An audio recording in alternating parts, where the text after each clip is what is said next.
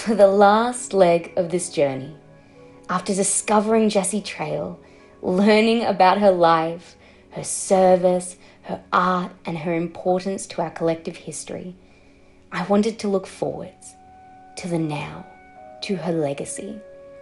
Jessie Traill lives on not only through her artwork and the stories of those that she touched, but her life is still woven into the fabric of our local and broader community.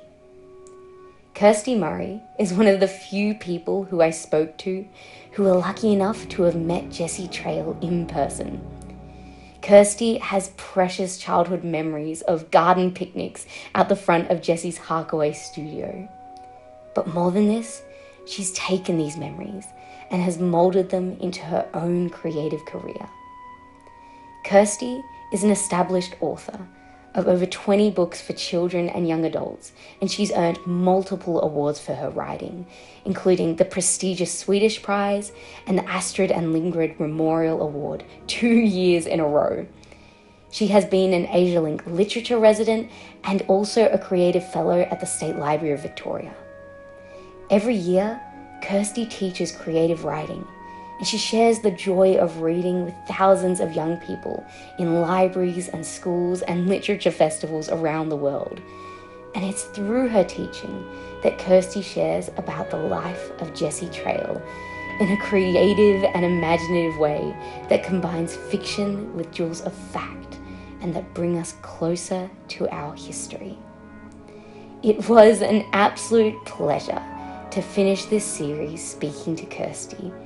And I hope through our conversation, and indeed all the conversations that have been shared along the way, you too might discover the connection that you have to Jessie.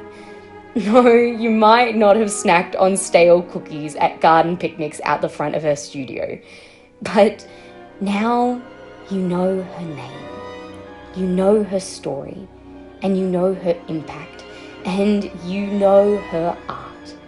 And hopefully, you have learned more about our history, our shared history, and know that it's a history that we can be proud of and a history that lives on.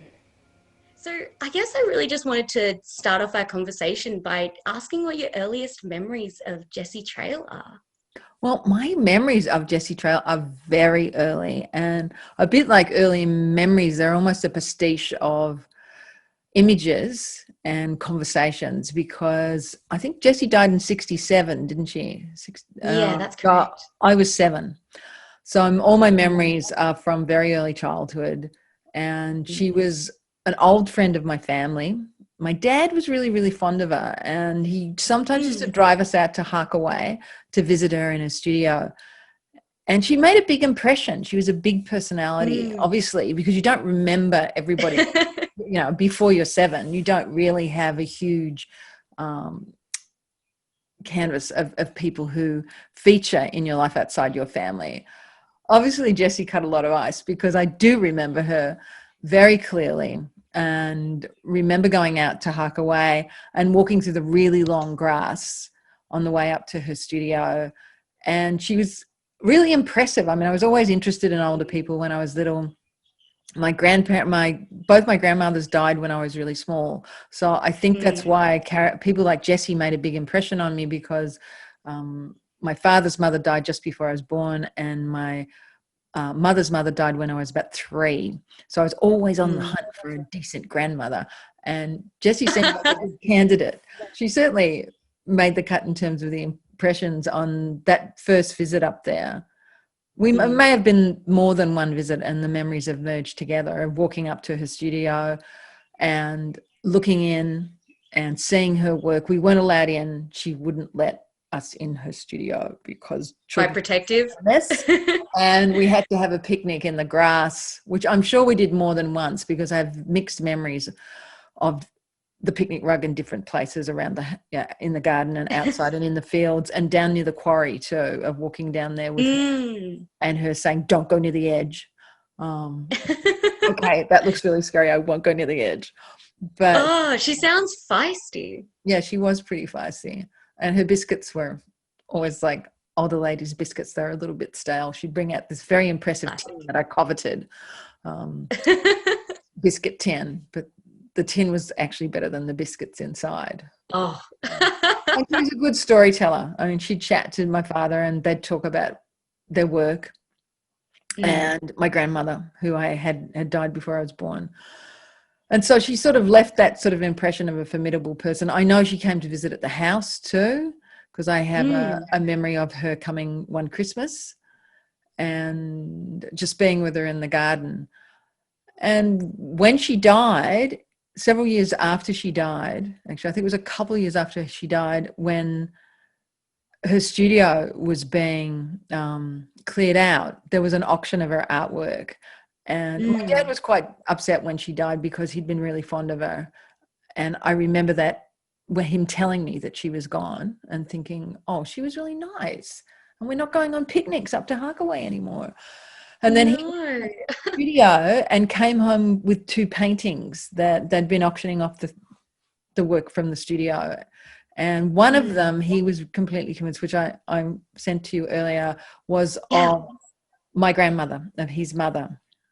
So it's just beautiful to think that you had met Jessie Traill and thought, oh, you know, this chick might make a good grandma. and then you found a portrait of your grandmother there as part of her collection. That's magical. It was magical. And Dad brought it home and it always hung in Pride of Place and everybody loved it. And I was really lucky that I got, when we were dividing up family paintings, after both my parents died, I got the picture by my grandmother done by Jessie. And it's a woman in blue standing in a garden with the long yellow grass that I remember from Harkaway. And so that connection to Jessie, it's just one of those things that everybody's family has stories like that. And as a storyteller, I'm intrigued about that intergenerational connection, that families are formidable and important, and blood isn't really, really important. But there are so many great characters in the course of your growing up who will influence you. And I think that idea of that really feisty woman with her studio in the countryside, who made very and I did actually go into her studio. I remember being asked one to visit there, saying I needed to go to the bathroom, and she took me inside and waited outside the door so I didn't go and mess with all her paints. Sneaky. She knew what sort of temperament I was, really. I probably would have got straight into all her materials and started dabbling, but just that magic of a woman having her own studio and making beautiful things and being somebody who my father really respected for her work was intriguing. And so I never lost a sense of who she was as a person, and she was discussed in my home. And then when I grew up and became a writer, I was working in the State Library of Victoria doing some research, and I came across the complete papers of Jessie Traill, which are held in the State Library of Victoria in their archives. Her stories, I mean, I don't really have a sense of a time where I didn't know who she was, where I wasn't familiar with her work, and the significance of her work. So it's been really nice in the last decade to see her more recognised for her contribution to Australian etching. And she was at the gallery school at the beginning of the 20th century. I know I told you in an earlier conversation that I believed my grandmother was at the gallery school at the same time, but she wasn't actually. She was about 8 years behind her. Close enough. So, yeah. So I checked the dates on that, and they weren't actually at the gallery school together. But it was a pretty small community of artists around Melbourne at that time, and there was a great overlap.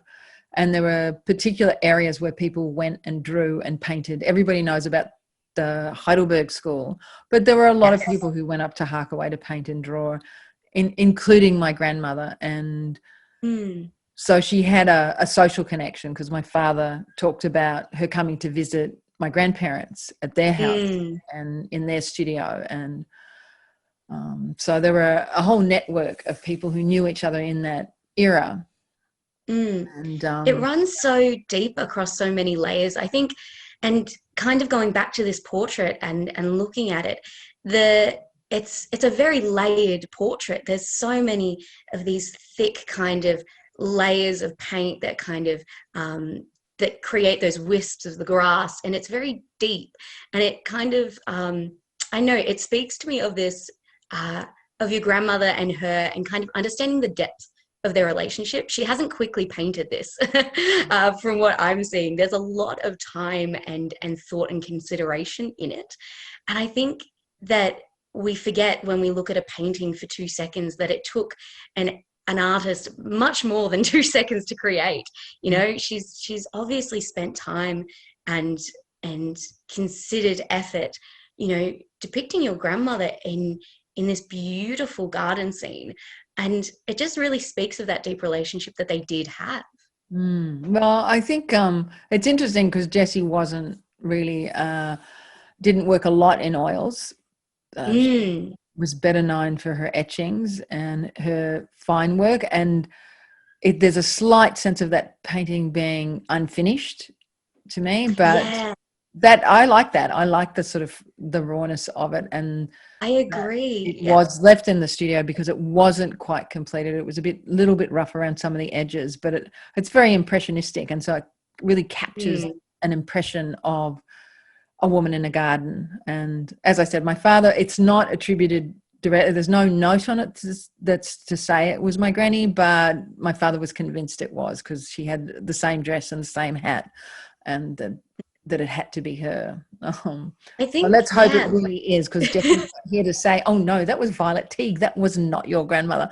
But I think we can safely attribute it. And also when looking at it just compositionally, she's made it so that the wide brim hat actually shadows over the figure's face. You can't actually depict any kind of, you know, noticeable facial features. And so we're forced to identify this figure by their dress and by the hat and by the location that they're situated in. So I think that your guess is well founded. I don't think Violet would have stolen your grandmother's hat and chucked on her dress.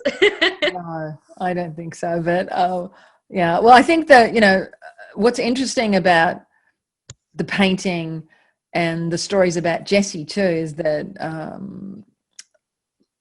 she's featured in 2 of my novels in a sort of roundabout way. So I know that's how you came across my connection to her, because I actually wrote a blog post about her a long time ago after I'd finished. I was so excited to stumble across that blog post as well after chatting to Joe Oliver, who wrote Jessie Traill's biography. And it was just like finding a gold mine. And to actually talk to someone who's met Jessie Traill is so wonderful, and then has immortalized her in such a creative way as well is just fantastic. I mean, give us a brief synopsis of the book and how Jessie's kind of influence fit into that. Well, there's 2. The first novel is a novel that was published in 2013, won the Aurealis Award for Best Children's Fantasy the year it came out. It's called The 4 Seasons of Lucy Mackenzie. And it's about a little girl who goes to stay with an eccentric old aunt in a sounds familiar. Yeah, and it did have, I know when I wrote the early drafts of it, those very early visits to Jessie were in my mind. And some of my other some of my other relatives, I had a great aunt who was also a well-known South Australia painter. There were a lot of artists in my family and a lot of women who painted who aren't particularly well remembered, some of them, but I was always interested in the fact that there were all these older women who made art for love of the work. And so I wanted to write a book about a magical relationship between an elderly woman and a young girl, and about connection to landscape. So Jessie, of course, leapt to mind, and I thought a lot about, you know, her crankiness. So the older lady in the 4 Seasons of Lucy Mackenzie is a character called April, and the little girl in the book only knows her as Big, and goes to visit her and discovers that there are paintings on the walls of all the house, and one of the rooms there are murals from floor to ceiling, and the little girl in the story discovers that she can walk through the paintings that her old aunt has done and into their shared past. So as you can see from what I've told you about going up there, that really connected to the idea of Jessie and thinking about her work and thinking about a woman in a landscape, connecting to the and that idea of Yeah. Oh, and that idea of being able to step into a shared past, like, I think that's just such a beautiful way to think about the portrait of your grandmother, that kind of shared past that you and Jessie had connected through your relationships in that way through this painting, and now through the book too, that's manifested as. It's just it kind of takes it all to something much beyond the physical kind of creative object. Oh, thank you. Well, yeah, it was a lovely book to write. It was a real pleasure to sort of merge all those memories of elderly aunts in the absence of grandmothers. So the main character in The Four Seasons of Lucy Mackenzie is the great aunt of the little girl in the book, and and art's really important in that book. And the scenes of them, the little girl learning to draw and to paint, and her relationship to her great aunt's art is really important. So the next, you'd think I'd done enough with Jessie Traill, and that's sort of, I don't think anybody who'd read the book would necessarily know that. I mean, it's not a book that puts somebody like Jessie front and center, but for me, emotionally, that was a connection. And then a few years later, I wrote a book called The Year It All Ended, and The Year It All Ended, Jessie's in the acknowledgements, and that was the blog post that you came across, was writing about the history of that, because when I was writing it, it's set in 1919. I went to the State Library and went through all Jessie's papers because, of course, during World War One, she was an RN in northern France, stationed around Rouen. And her letters home about that time, and her diaries and her papers from that period, are really important Australian historical papers about the experience of nurses on the Western Front. So the Year It All Ended is about a young girl, 17, 18-year-old, who loses a brother in the First World War, and it's about her journey to go and visit his grave. So I actually went to Rouen. I went to the north of France and traveled through Belgium and visited the war graves in researching that book. And then, of course, came home and went back to Jessie's papers too, to try and see it at both ends, both before the trip and then after the trip, to try and create that connection through time to 1919, because Jessie stayed on after the war ended, as did many nurses. And in her papers, there was a particular scene where she talked about an old woman, an old French woman who was very kind to her and who kept rabbits. And that she kept the rabbits for food, but also loved them.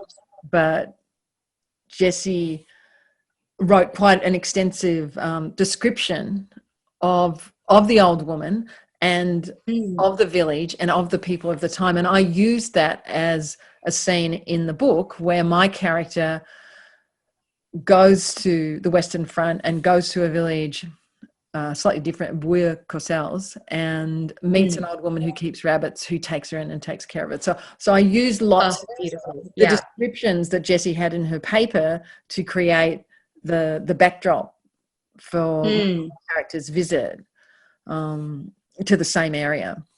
So that's a completely separate thing to the art. That's actually to do with the whole scope of Jessie Traill's life, that Jessie lived through a lot of things that are actually part of our national memory. And I'm very interested in women's memories of national significance. And so Jessie's papers and Jessie's work reflect a sort of historical truth about who we are. And it's very important that these sort of stories are brought to the fore, because otherwise we only have one version of history.